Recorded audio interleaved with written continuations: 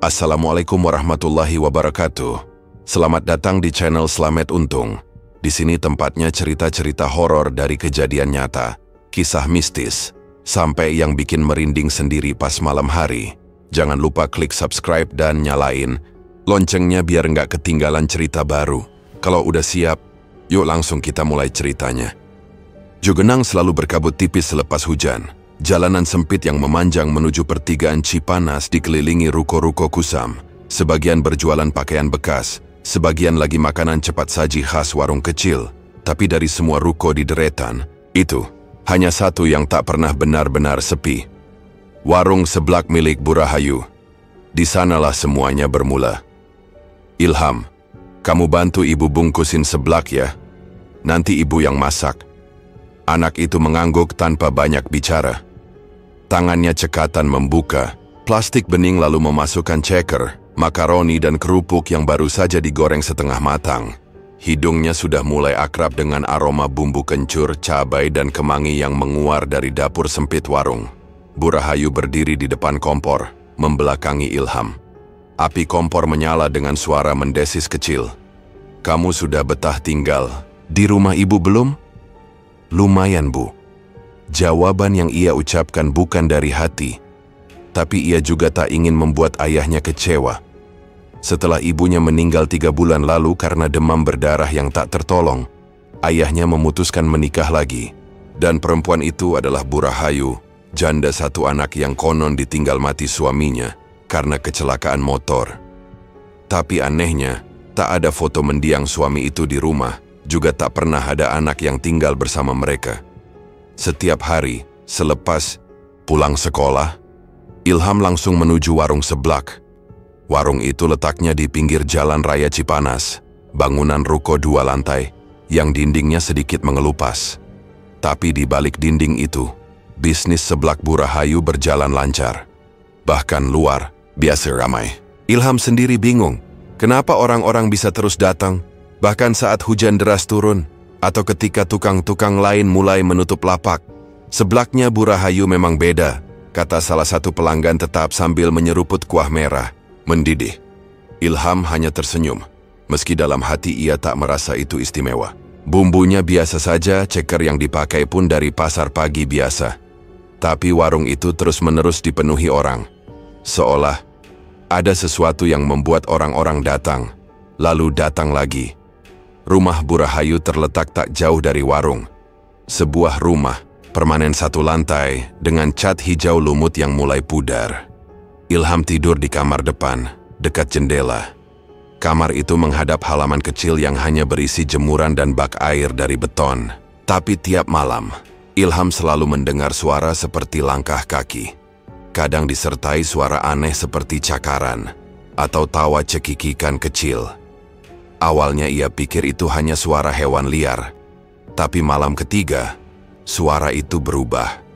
Grek, grek, grek. Ilham membuka mata, mendengarkan. Suara itu seperti kukunya sendiri digaruk ke dinding papan. Ia menatap langit-langit kamar. Lampu remang membuat bayangan furnitur jadi seperti benda lain. Ia meneguk ludah. Mas Ilham. Suara itu muncul seperti bisikan, tapi ketika ia bangkit dan membuka pintu, tak ada siapa-siapa. Keesokan harinya, Ilham menatap ayahnya saat sarapan. Yah, rumah ini agak aneh nggak sih? Kenapa memangnya? Semalam aku kayak dengar suara-suara. Kayak ada yang jalan tapi bukan manusia. Ayahnya terdiam sejenak, lalu tertawa kecil. Mungkin kamu belum terbiasa. Ini kan tempat baru. Bu Rahayu datang membawa sepiring tempe goreng. Sudah, jangan takut-takutin anak. Itu paling suara tikus. Ilham mengangguk pelan, tapi hatinya tidak tenang. Sore itu hujan gerimis. Warung seblak seperti biasa ramai oleh anak sekolah dan pekerja. Ilham berdiri di belakang meja kasir, mencatat pesanan sambil sesekali melirik ke atas. Lantai 2 ruko itu tidak pernah dibuka, kecuali oleh Bu Rahayu. Tangga sempit menuju atas berderit setiap diinjak.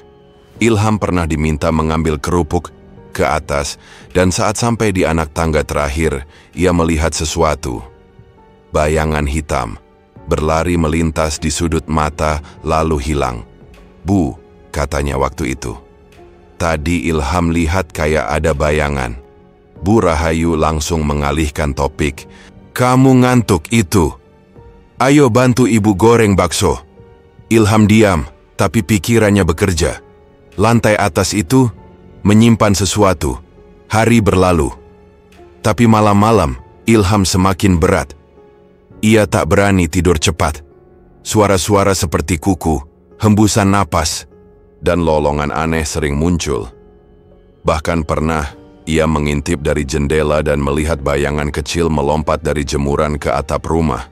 Seperti monyet, tapi dengan punggung bungkuk dan tangan panjang. "Bu, di sekitar sini ada kebun binatang. Atau hutan enggak? Kenapa nanya begitu? Semalam kayak ada monyet masuk halaman." Bu Rahayu hanya tersenyum aneh. "Nggak ada. Tapi jangan mikir aneh-aneh ya. Udah, tidur sana. Nanti telat bantu ibu jualan." Ilham tidur, tapi matanya tidak sepenuhnya terpejam. Suatu malam saat hujan deras mengguyur genteng, Ilham bangun karena mendengar suara tawa kecil. Ia menajamkan telinga. Suaranya seperti anak kecil atau binatang. Ia mendekati jendela. Tirai bergoyang pelan. Ilham membuka sedikit dan mengintip ke halaman. Di bawah cahaya redup lampu belakang, ia melihat jemuran yang basah, tapi anehnya bajunya kering. Padahal hujan belum berhenti, ia membuka pintu perlahan dan melangkah keluar. Langkahnya pelan. Tangannya sempat menyentuh satu kaos di jemuran. Kering. Tak ada setetes pun air. "Bu, jemurannya kering," gumamnya lirih. Dan saat itu juga, suara pintu belakang terbuka keras. "Ilham!" Suara Bu Rahayu terdengar tegas. Ilham kaget. "Bu, aku cuma mau angkat jemuran." "Jangan sentuh!" bentak Bu Rahayu. Ilham mundur. Jemurannya berderak pelan seperti tertiup angin, padahal tak ada angin. Ibu bilang, "Jangan pernah angkat jemuran malam-malam." Suara Bu Rahayu menggema, seperti bukan suaranya sendiri. Ilham masuk ke kamar dengan wajah pucat. Ia mengusap tangan ke paha celana, mencoba menenangkan diri. Cuma bajunya kering, mungkin angin, tapi tak ada angin. Ia ingat jelas, malam itu sunyi, dan udara lembab menempel di kulit. Lampu kamar dipadamkan. Ia mencoba tidur, tapi matanya justru mematung ke langit-langit. Nafasnya panjang-panjang. Di luar, suara gerimis tinggal sisa, tapi di dalam, suara lain mulai menggeliat. Ada gesekan halus di balik dinding, seperti sesuatu yang berjalan pakai tangan. Pagi harinya, Bu Rahayu sudah ada di dapur, menumis bumbu sambil bersenandung pelan. Wajahnya datar seperti biasa, tak ada tanda marah atau canggung karena kejadian semalam. "Ilham, nanti ke warung ya, kita mau belanja stok makaroni," katanya santai sambil membolak-balik tumisan. Ilham duduk, mengaduk teh manis tanpa minum. "Bu, semalam itu, kenapa nggak boleh angkat jemuran?" "Sudah ibu bilang, jangan tanya." "Tapi bajunya kering, Bu, padahal hujan deras." "Ilham," suara Bu Rahayu menegang. "Kalau ibu bilang jangan, ya jangan. Titik." Anak itu diam. Ia tahu tak akan dapat jawaban. Tapi rasa penasaran makin membengkak. Ada yang disembunyikan. Dan bukan hanya soal jemuran. Siangnya, setelah pulang sekolah dan makan siang seadanya, Ilham ikut ke warung. Seperti biasa, pelanggan sudah berjejer. Aroma seblak menyeruak dari dapur. Ia membantu menyusun kerupuk, potong sosis dan menata meja. Tapi matanya sering mencuri pandang ke arah tangga sempit di pojok ruangan. Tangga menuju lantai 2. Sudah beberapa kali ia ke atas, mengambil bahan, tapi tak pernah lebih dari 2 menit. Ruangannya kosong. Ada 2 pintu di ujung lorong pendek. Catnya mengelupas. Gagang pintunya berkarat. Tapi yang aneh, suhu di lantai 2 selalu lebih panas dari bawah. Dan lebih pengap.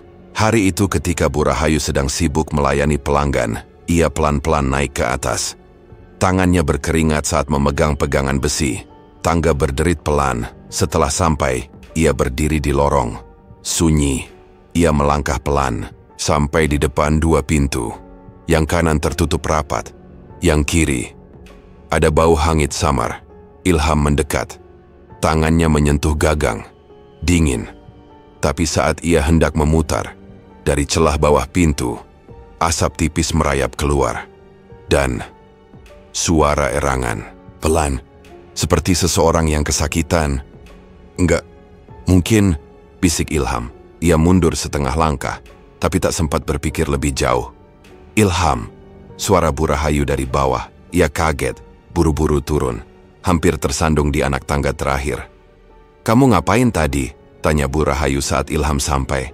"Ambil kerupuk. Kerupuknya ada di bawah. Kamu jangan naik-naik lagi. Kalau butuh apa-apa, bilang ke ibu." Ilham mengangguk pelan, tapi matanya tidak menyesal. Pintu itu, ada sesuatu. Asap dan suara. Bukan ilusi. Malamnya, rumah terasa lebih dingin dari biasanya. Ilham tak berani buka jendela. Tirai ditutup rapat. Tapi suara itu datang lagi. Dari halaman belakang. Ceklek, ceklek. Seperti tiang jemuran yang bergoyang sendiri, ia mengintip pelan. Jemuran masih berdiri. Baju yang sama, gantungannya tak bergerak. Tapi bayangannya seperti lebih panjang dari seharusnya. Ilham mundur. Tak sanggup melihat lebih lama. Ia rebah, menutup wajah dengan bantal. Tapi ketika matanya tertutup, yang muncul justru bukan mimpi tenang. Ia melihat ular. Besar, hitam, lidahnya menjulur dan menjilat tembok. Ular itu membelit dua pintu ruko yang tadi siang ia datangi. Di belakangnya ada wajah-wajah yang hanya separuh. Wajah-wajah pucat dengan mata hitam. Ilham terbangun. Nafasnya tercekat, dahi basah oleh keringat. Waktu menunjuk lewat tengah malam, tapi suara dari luar belum berhenti. Kali ini, suara tapak, kaki kecil, seperti telapak tangan yang berjalan. Ia duduk, menutup kuping. Ini rumah apa sih?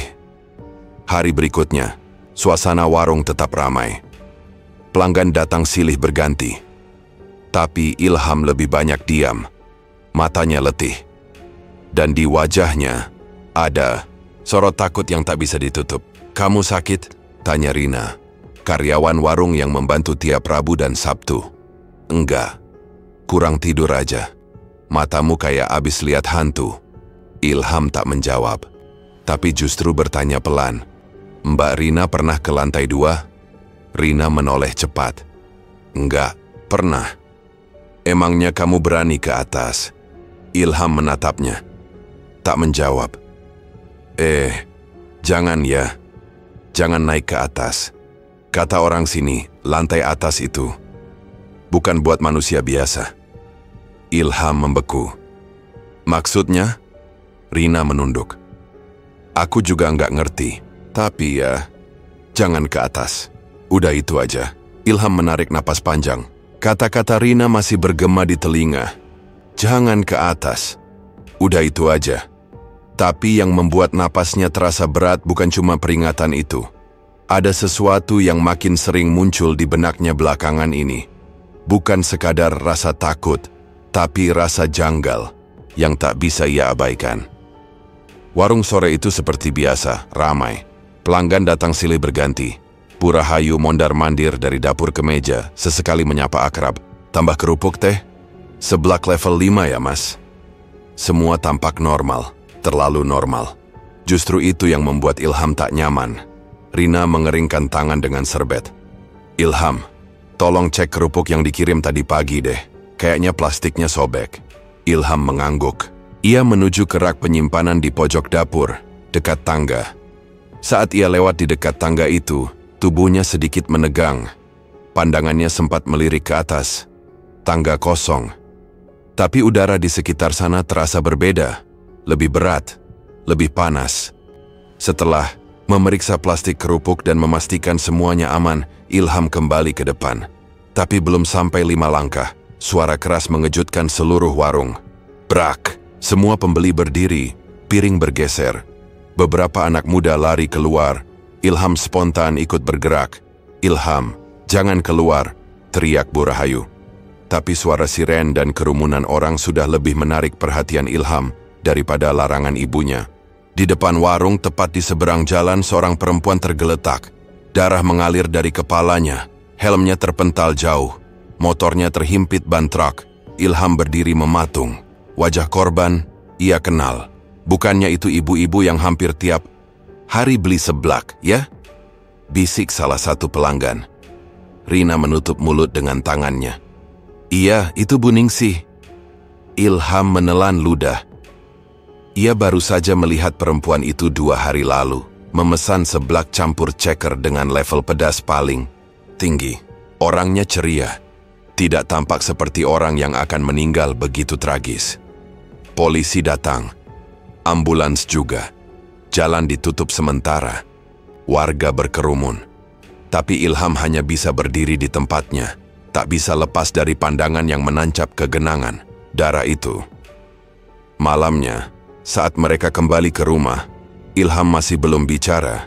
Di meja makan, ia hanya menatap nasi putih yang sudah dingin. Bu Rahayu makan dengan lahap, seolah tak terjadi apa-apa.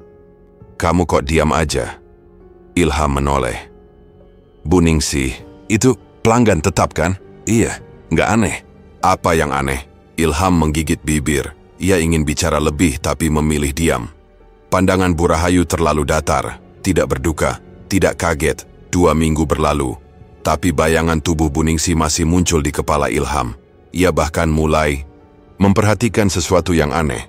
Setiap malam Jumat warung terasa lebih ramai, dan selalu ada pelanggan baru yang berbeda.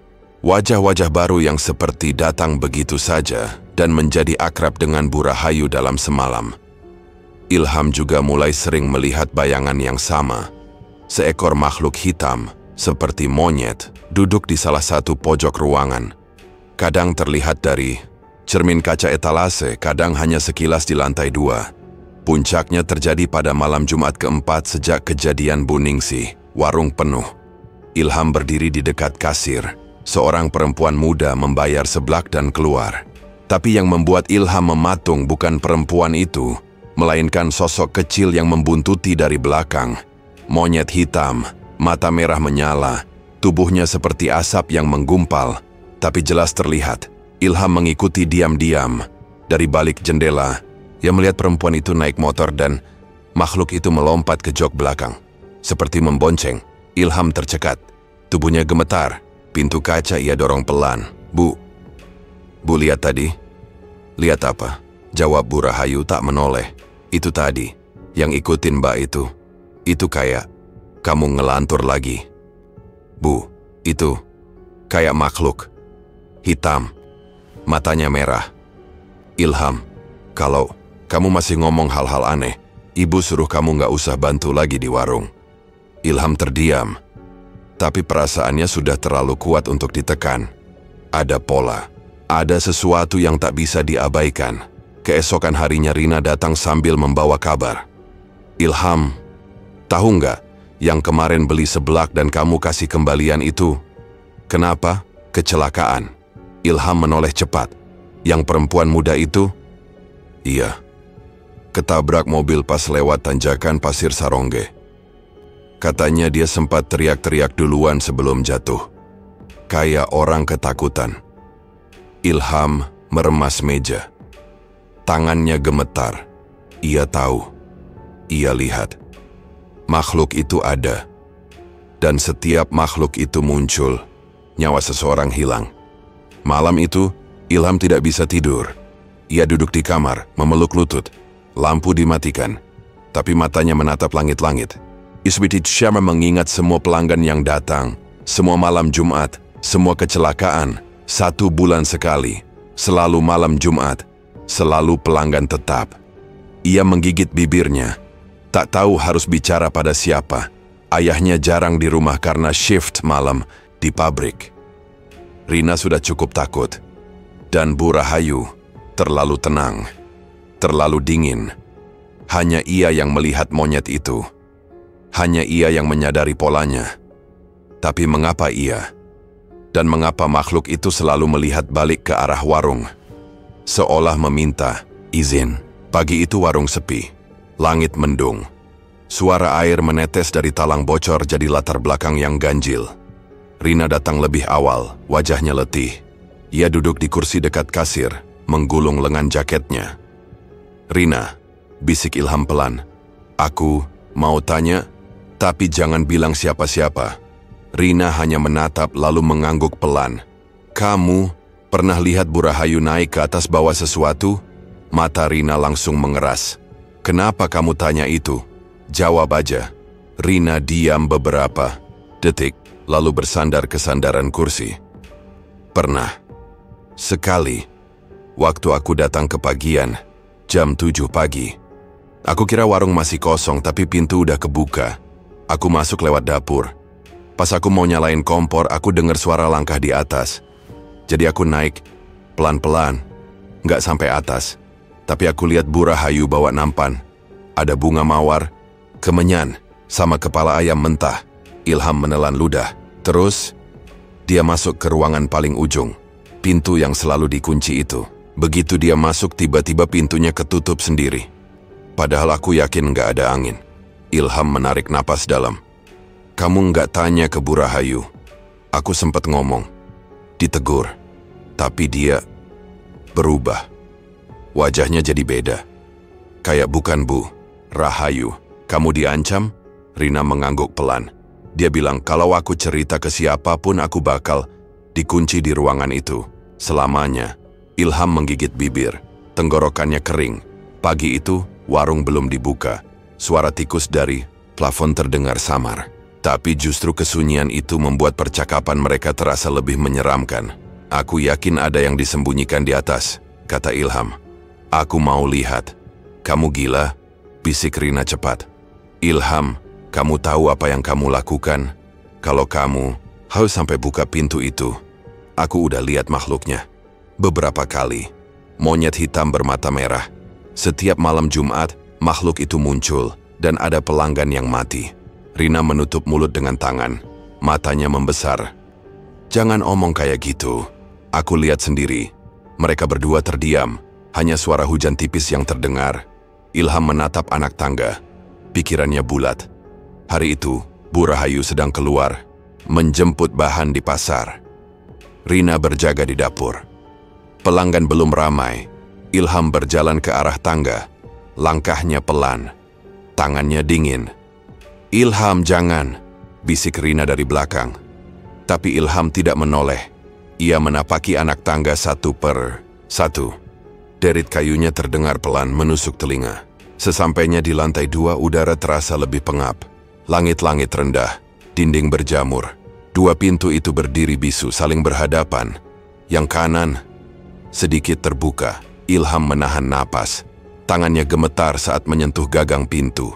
Ketika ia mendorongnya, engsel berdecit lirih. Dalam ruangan, itu gelap. Hanya diterangi cahaya samar dari jendela kecil di pojok. Tapi di tengah ruangan, ada sesuatu. Makhluk besar hitam duduk membelakanginya. Tubuhnya seperti gumpalan bulu. Nafasnya berat terdengar dari kejauhan. Ilham membeku. Mata makhluk itu perlahan menoleh.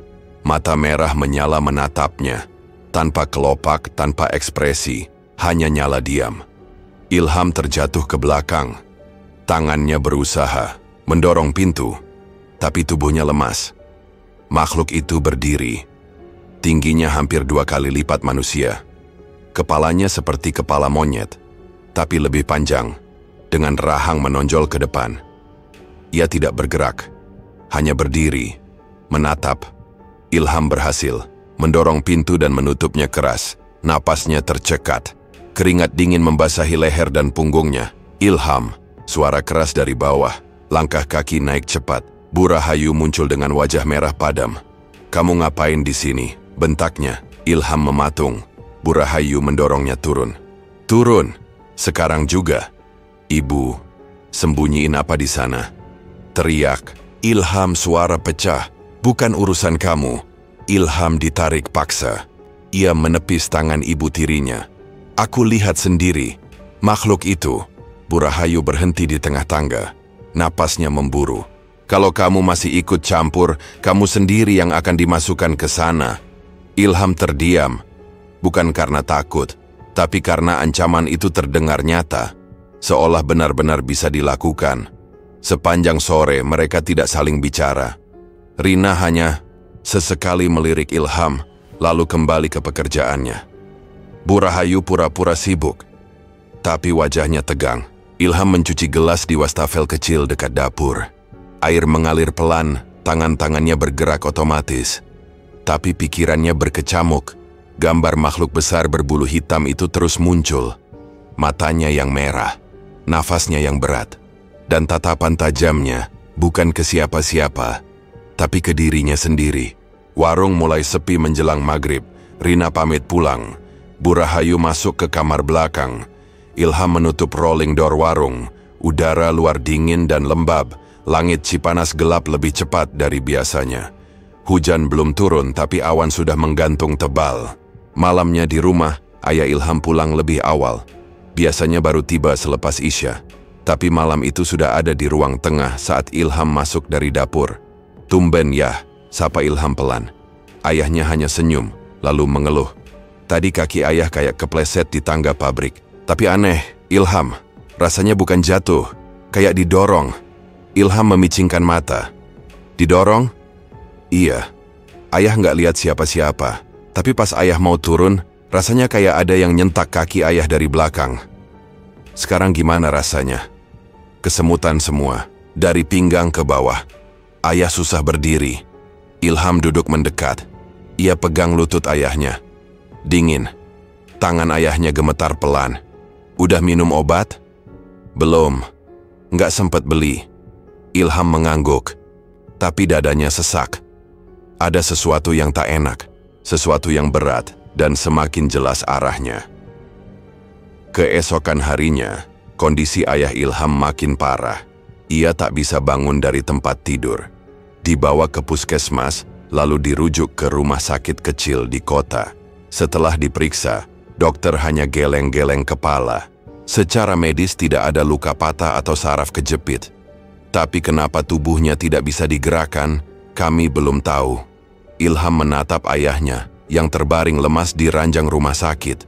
Seluruh badannya masih utuh, tapi tak bisa digerakkan. Mulutnya bisa bicara, tapi kaki dan tangannya seperti mati. Setelah pulang ke rumah, Bu Rahayu hanya berkata pendek, "Mungkin memang waktunya istirahat." Ilham memandangi wajah ibu tirinya lama. "Waktunya istirahat atau waktunya dijadikan tumbal, Bu?" Wajah Bu Rahayu langsung berubah. "Apa maksud kamu? Bu tahu sendiri. Kamu jangan sembarangan ngomong. Tapi benar kan? Ayah dijadikan tumbal supaya warung tetap ramai." Bu Rahayu diam. Pandangannya mengarah keluar jendela. Ilham maju satu langkah.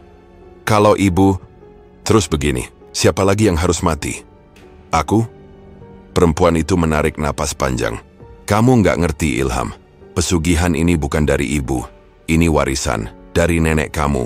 Kalau ibu berhenti, kita semua akan jadi tumbalnya, termasuk kamu. Aku lebih baik mati daripada jadi anak orang yang sengaja kasih orang lain buat dikorbanin." Suasana jadi sunyi. Hanya suara kipas angin tua di langit-langit kamar yang bergerak pelan. Bu Rahayu berdiri berjalan ke dapur. Ilham tidak mengejarnya. Ia tahu, malam itu tak akan ada jawaban. 2 hari berikutnya Ilham izin tidak ke warung. Ia menemani ayahnya di rumah. Tapi yang sebenarnya ia lakukan, bukan hanya merawat, melainkan mencari. Ia bertanya ke beberapa orang di sekitar desa, lalu akhirnya mendengar kabar tentang seseorang yang bisa menjelaskan hal-hal gaib. Orang itu tinggal di daerah Sindang Barang. Seorang lelaki tua yang katanya dulu pernah jadi dukun, tapi sekarang lebih sering disebut sebagai orang pintar. Ilham pergi sendirian, naik angkot, lalu lanjut jalan kaki. Rumahnya di ujung bukit, beratap rumbia dan dikelilingi pohon bambu. Ia mengetuk 3 kali. Suara dari dalam menyuruhnya masuk. Lelaki tua itu duduk bersila. Rambutnya sudah putih semua. Di sampingnya ada kendi air dan sapu lidi pendek. "Kau yang dari Cipanas?" Ilham mengangguk. "Bicaralah." Ilham langsung menceritakan semuanya. Warung seblak, makhluk hitam, 2 pintu, erangan, kecelakaan, jemuran yang kering sendiri, sampai ayahnya yang tiba-tiba lumpuh. Lelaki tua itu hanya menunduk selama Ilham bicara. Lalu ia menatap Ilham dalam-dalam. "Anak muda, Ayahmu sudah jadi bagian dari tumbal. Ilham membeku. Apa masih bisa diselamatkan? Sulit, karena kamu bukan pewaris utama, dan kamu belum punya ikatan gaib dengan makhluk itu. Ilham menarik napas panjang. Berarti benar Bu Rahayu yang lakuin semua ini? Benar. Tapi dia bukan pelaku pertama. Pesugihan itu sudah lama, turun-temurun. Dan sayangnya, makin lama makin haus tumbal. Kalau aku mau putus semua ini, lelaki itu diam sejenak. Nanti, bukan sekarang. Sekarang, pulanglah. Dan jaga ayahmu. Jangan sampai makan atau minum dari tangan istrimu. Ilham mengangguk. Ia pulang dengan kepala penuh tekanan. Satu sisi ingin marah. Sisi lain ia harus menjaga ayahnya sekuat tenaga. Malamnya Bu Rahayu mengetuk pintu kamar. Ilham duduk di sisi tempat tidur ayahnya. Nih, bawa susu hangat buat ayahmu. Ilham berdiri, mengambil gelas itu, menatap cairannya. Tidak panas, tapi menguap. Aromanya manis, tapi menyimpan bau tajam yang asing. Terima kasih Bu, biar saya yang suapin. Bu Rahayu menatap Ilham lama, lalu berbalik keluar kamar. Begitu pintu ditutup, Ilham membawa gelas ke kamar mandi. Ia buang isinya. Cairan itu lengket seperti sirup basi. Ia kembali ke kamar. Ayahnya membuka mata setengah. Ilham, kamu di situ ya? Iya ya, tenang aja. Aku jagain. Ilham duduk. Lampu kamar dibiarkan redup. Ayahnya kembali memejamkan mata. Nafasnya berat, dada naik turun lambat. Di meja kecil dekat kasur, ada tasbih kayu cendana yang diberi langsung oleh orang pintar dari Sindang Barang. Ilham sudah menggenggam benda itu sejak sore, malam Jumat. Udara Cipanas terasa lebih dingin dari biasanya. Angin masuk lewat celah atap yang bocor. Di luar kamar, rumah sunyi. Bu Rahayu belum pulang. Katanya ke warung sebentar. Ada yang perlu disiapkan. Tapi Ilham tahu persis, ini malamnya. Malam ritual. Ia menatap jam dinding. Hampir pukul 11. Ia berdiri, mengintip dari balik tirai kamar. Jalanan sepi. Hanya lampu dari ruko seberang yang masih menyala. Ia menyambar jaket, lalu membuka pintu depan pelan-pelan. Warung sebelah hanya berjarak 3 rumah dari tempat tinggal. Ia menyusup diam-diam. Gerbang warung tidak dikunci, seperti biasa. Dalam hati ia membaca doa. Genggaman tasbihnya makin kuat, langkahnya ringan menapaki keramik yang masih basah, habis dipel. Warung sepi, lampu menyala, pintu dapur terbuka. Tangga menuju lantai 2 tak dijaga siapapun. Suara samar terdengar dari atas. Bau dupa mulai menyengat. Satu persatu anak tangga ia injak perlahan. Di lantai 2, lorong gelap seperti biasa. Tapi dari celah pintu kanan, cahaya temaram keluar. Pintu sedikit terbuka. Ilham mendekat. Nafasnya bergetar. Ia mendorong pelan. Ruangan itu dipenuhi asap tipis. Di tengah ruangan, ada nampan besar berisi kepala ayam, bunga mawar, kemenyan, dan benda-benda lain yang tak ia kenali. Di pojok Bu Rahayu duduk bersila. Matanya terpejam, bibirnya komat-kamit. Tepat di belakang Bu Rahayu, makhluk itu berdiri, tinggi, hitam, matanya menyala merah. Ilham maju 1 langkah. Tangannya gemetar, tapi ia menggenggam tasbih kuat-kuat. Ia menatap makhluk itu, lalu mengangkat tasbihnya tinggi-tinggi. Bismillahirrahmanirrahim. Tasbih itu dilempar ke arah sesajen. Sekejap ruangan seperti meledak cahaya. Api menyala dari sesajen. Makhluk itu menjerit. Suaranya seperti suara monyet, tapi bercampur lolongan manusia. Api merambat ke seluruh lantai. Asap hitam mengepul cepat. Ilham mundur. Matanya pedih. Ia menutup hidung, lalu lari keluar, menuruni tangga sambil terbatuk-batuk. Di bawah semua pintu masih terbuka. Ia keluar dan mengunci dari luar. Tubuhnya basah oleh keringat, tapi hatinya ringan. Untuk pertama kalinya, ia merasa beban itu sedikit terangkat. Ia pulang cepat-cepat ke rumah. Ayahnya masih tidur. Ilham duduk di lantai, punggung bersandar ke tembok. Ia tak tidur malam itu. Menunggu pagi. Pagi datang dengan cepat. Langit berawan. Udara lebih segar dari biasanya. Ilham keluar lebih dulu, ke warung. Ia pura-pura hendak membersihkan halaman. Tapi baru saja sampai di depan warung, ia mencium sesuatu. Bau busuk, seperti bangkai.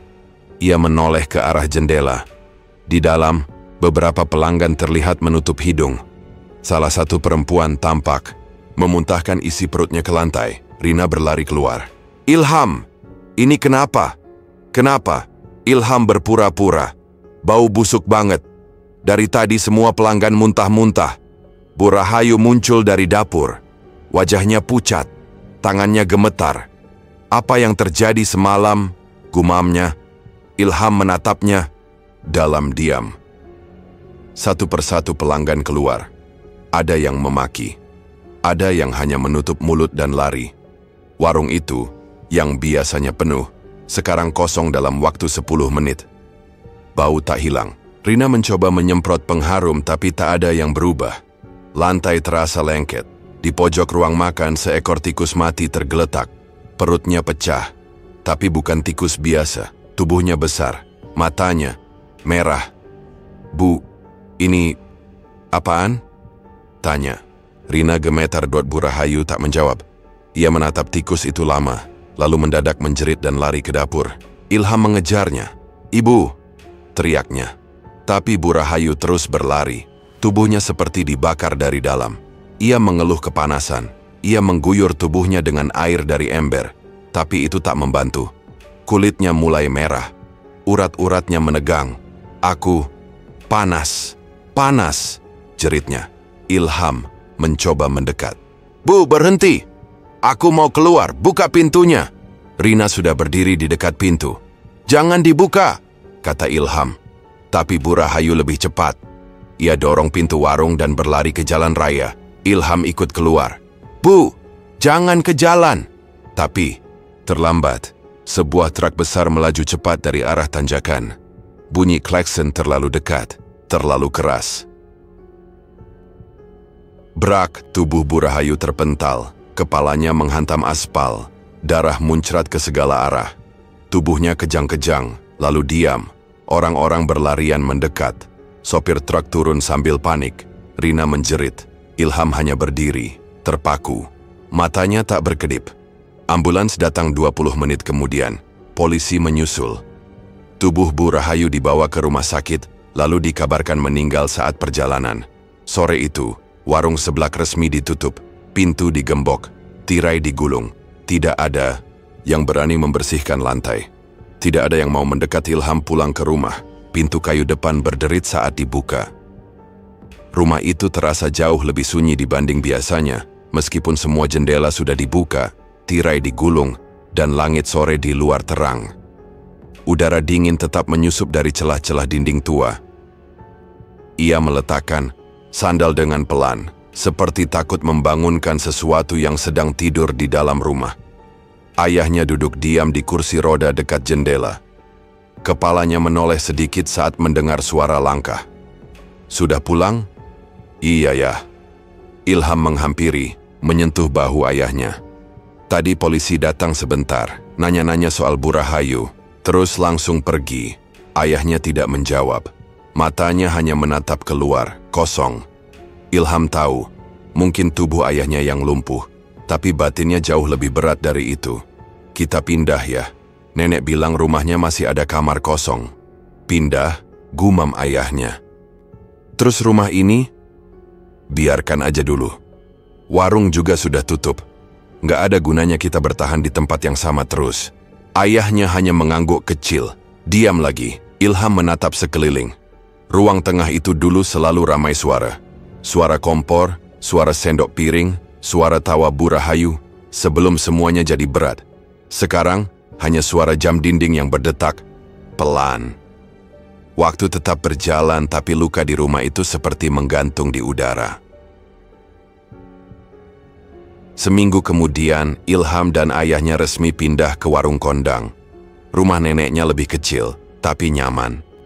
Dinding-dindingnya berlapis triplek, halaman kecil dipenuhi, tanaman obat, dan suara ayam tetangga terdengar setiap pagi. Nenek menyambut dengan tangan terbuka. "Ilham, sini bantu nenek angkut karung beras." Ilham tersenyum. Sudah lama tidak mendengar suara yang tulus tanpa maksud apa-apa. Masuk dulu, Bu. Aku taruh tas dulu. Di dalam rumah, ayahnya duduk di pojok ruang tamu. Di depannya ada karpet tipis dan secangkir teh hangat.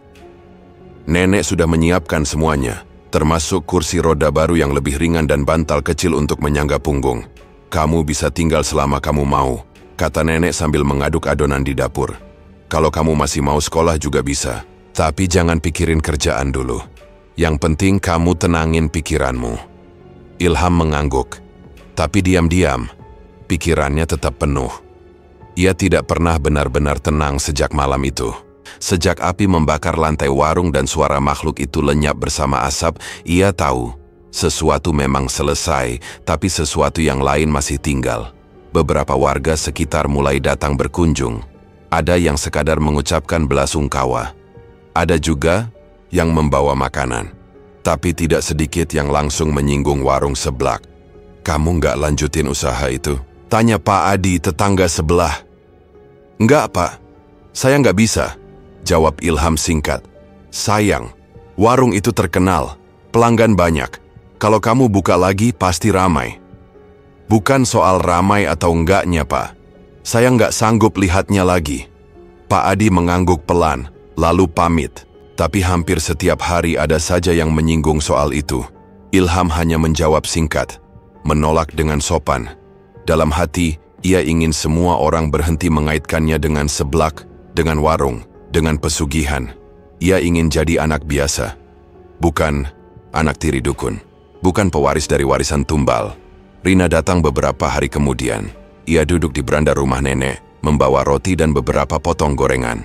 Aku sekarang kerja di toko kelontong, di alun-alun. Nggak seberapa, tapi lumayan. Ilham tersenyum. Yang penting bersih. Rina mengangguk, lalu menatap Ilham serius. Aku masih sering kebayang-bayang, Ham. Suara makhluk itu, bau busuk di warung, matanya yang merah, dan Bu Rahayu. Pas, dia lari ke jalan. Ilham menghela napas. Aku juga. Kamu nggak trauma? Trauma iya. Tapi lebih dari itu. Aku merasa bersalah. Rina diam. Aku memang menghentikan semuanya. Tapi aku juga yang membuat dia mati. Kamu nyelamatin orang banyak, Ham.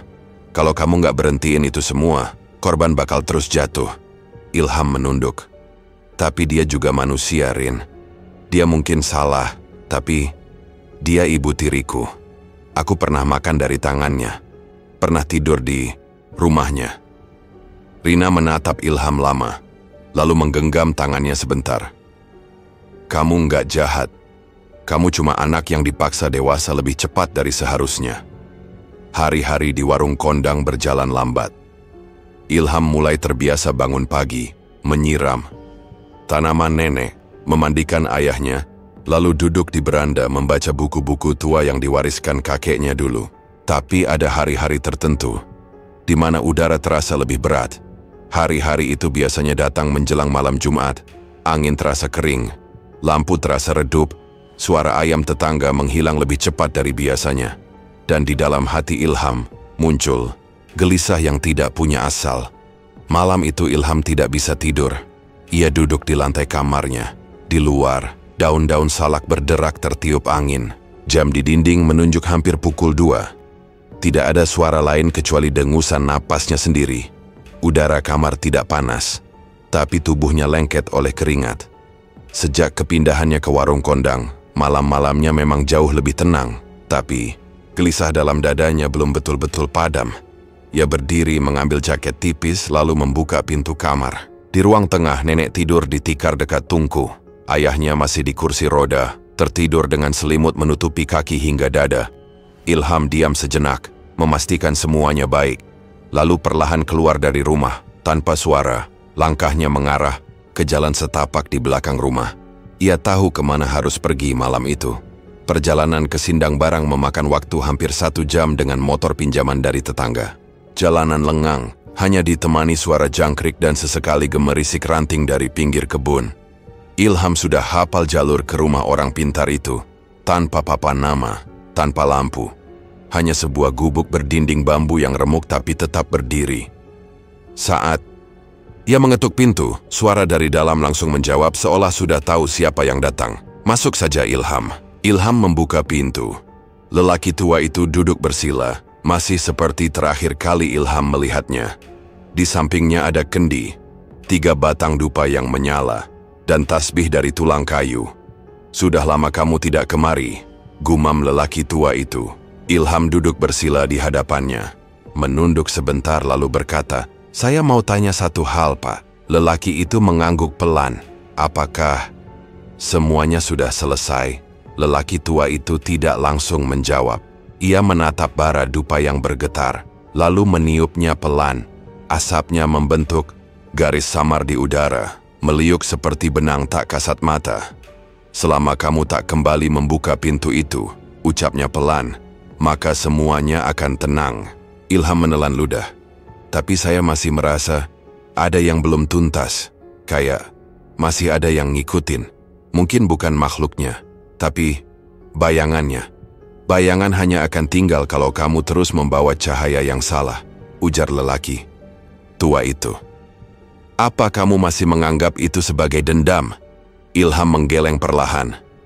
"Bukan, tapi saya takut nanti ada orang lain, anak lain, yang ngalamin hal kayak saya, yang masuk ke warung itu, lalu hilang dalam diam." Orang tua itu tersenyum tipis.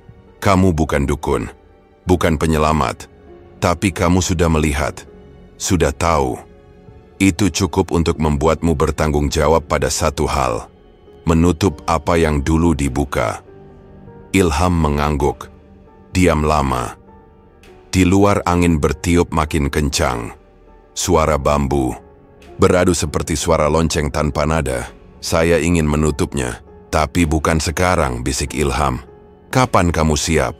Saat saya bisa berdiri tanpa gemetar saat mengingat semua itu." Lelaki tua itu mengambil sebuah kantong kecil dari samping kendi, menyerahkannya ke Ilham. "Kalau saat itu tiba, taburkan ini di ambang pintu. Jangan ketuk, jangan bicara, dan jangan bawa siapa-siapa." Ilham menerima kantong itu dengan kedua tangan. Kantong kain hitam, ringan, isinya seperti serbuk halus yang wangi samar. "Terima kasih, Pak. Pulanglah. Malammu belum selesai, tapi kamu sudah mulai membangunkan dirimu sendiri." Ilham pulang saat langit mulai memutih di ujung timur. Ayam tetangga sudah berkokok. Warna langit biru pucat, seperti noda yang baru dihapus dari kertas. Nenek sedang menyapu halaman saat Ilham datang. "Kemana kamu semalaman?" tanyanya tanpa marah. Ilham tersenyum kecil. "Cari udara, Bu. Sekalian muter-muter." Nenek mengangguk.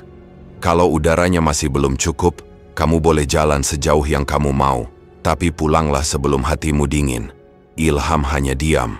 Tapi ucapannya menempel di dada. Hari-hari berlalu pelan. Ilham mulai menerima hidup barunya. Ia menanam cabai kecil-kecilan di belakang rumah, membantu mengantarkan pesanan jamu buatan nenek ke tetangga-tetangga. Setiap sore ia mendorong ayahnya ke depan rumah untuk sekadar merasakan matahari. Tapi di malam-malam tertentu, ia tetap terjaga. Duduk sendiri di dalam kamar, menatap langit-langit, mendengarkan suara daun-daun di luar yang kadang terdengar, terlalu pelan untuk jadi suara biasa. Setiap kali gelisah itu datang, Ilham membuka laci kecil di samping tempat tidur. Di dalamnya, kantong hitam dari lelaki tua itu masih tersimpan. Belum pernah dibuka, tapi baunya tetap ada. Bau yang aneh, tidak wangi, tidak busuk, tapi membuatnya tenang. Ilham tahu, ia belum selesai. Tapi untuk pertama kalinya, ia tidak ingin marah. Tidak ingin membalas. Ia hanya ingin memastikan semua pintu yang dulu pernah terbuka akan ditutup rapat. Bukan dengan api, bukan dengan ancaman, tapi dengan tangan yang gemetar dan doa yang pelan. Dan itu adalah satu janji yang ia bisikkan sendiri setiap malam sebelum tidur. Cerita pun berakhir. Semoga kalian suka dan bisa ambil pelajaran dari setiap kisah yang ada. Kalau kalian punya cerita horor pribadi atau kejadian mistis di sekitar kalian, tulis di kolom komentar. Siapa tahu bisa kami angkat jadi video selanjutnya. Jangan lupa like, share, dan subscribe biar channel ini terus berkembang. Sampai jumpa di cerita berikutnya. Wassalamualaikum warahmatullahi wabarakatuh.